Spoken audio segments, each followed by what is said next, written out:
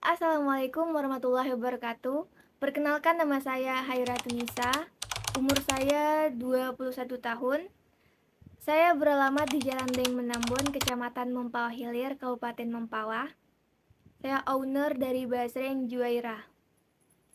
Basreng ini bergerak usaha di bidang cemilan atau makanan ringan.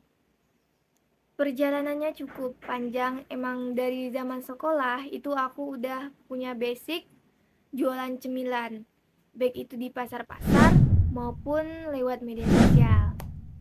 Waktu itu aku kerja sisa gaji 300.000.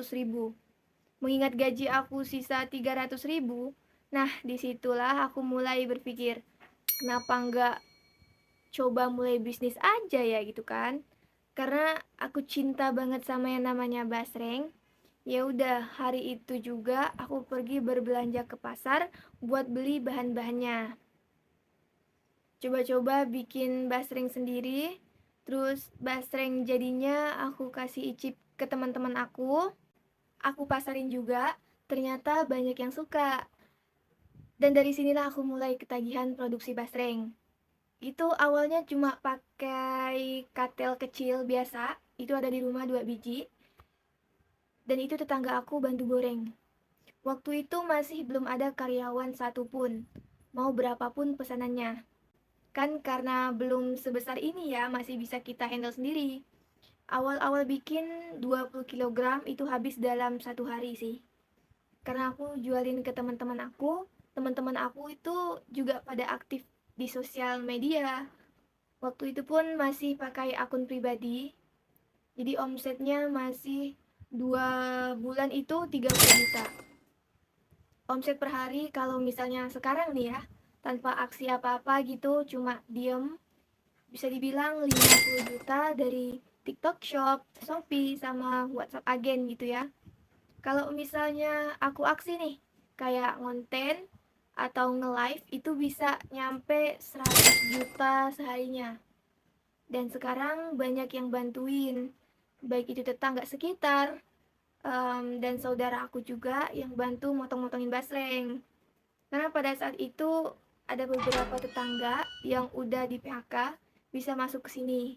Nah, karena itu mungkin ya makanya cepat melesatnya.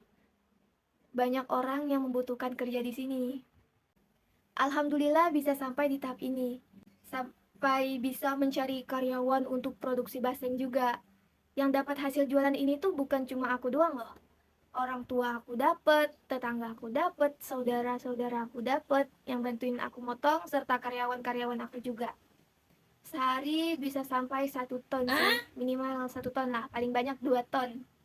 Kita promosiin lewat online, sampai luar negeri pun, ke Taiwan, ke Malaysia, ke Cina, ke Jepang itu ada, tapi emang rata-rata masih orang Indonesia yang kerja di sana.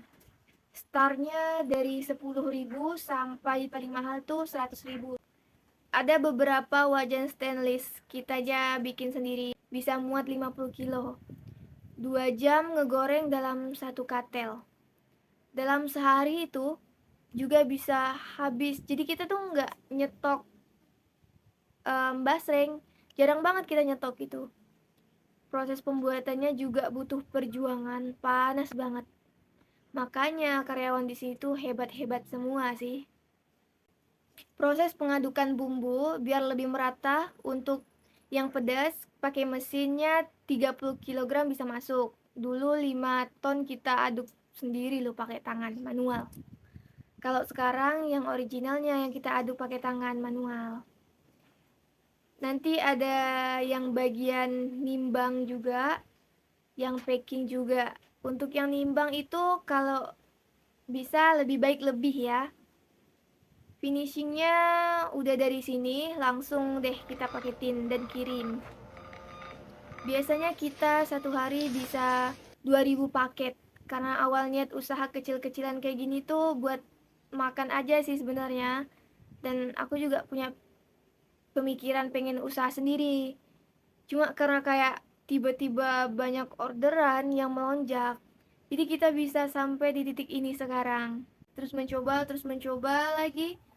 Meskipun awalnya gagal, kan gak semua yang kita coba langsung berhasil ya. Kayak di situ aku coba lagi bikin video TikTok, awalnya tuh masih sedikit view-nya. Dan ternyata lama-kelamaan nih sering ngupload banyak dan ternyata FYP sampai sekarang. Nah, disitulah aku rekrut karyawan. Tapi kita rata-rata ngandalin orang yang kita kenal aja sih buat ngebantuin yang memang belum punya kerja yang deket-deket dulu. Dan caranya menjadi pengusaha yang sukses di usia muda itu kan gini aja cuma nanya doang itu nggak ada aksinya. Itu sampai kapanpun nggak akan pernah kejadian gitu. Aku kalau nonton motivasi terus sama aksinya ya sih langsung diterapin aja. Sekarang bisnis online itu mudah banget. Modal kecil aja tuh ya kita bisa sukses. Apalagi lebih. Pasti ada naik turunnya.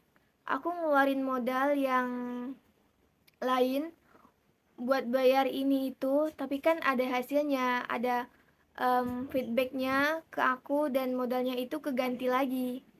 Mungkin itu ya jadi kuncinya. Berapapun omsetnya, aku harus ngeluarin buat zakat ya 2,5% dari penghasilan itu. Aku keluarin dan orang-orang yang dapat zakatnya, yang menerima zakatnya itu ngedoain lagi gitu. Jadi sekian presentasi dari saya. Terima kasih. Wassalamualaikum warahmatullahi wabarakatuh.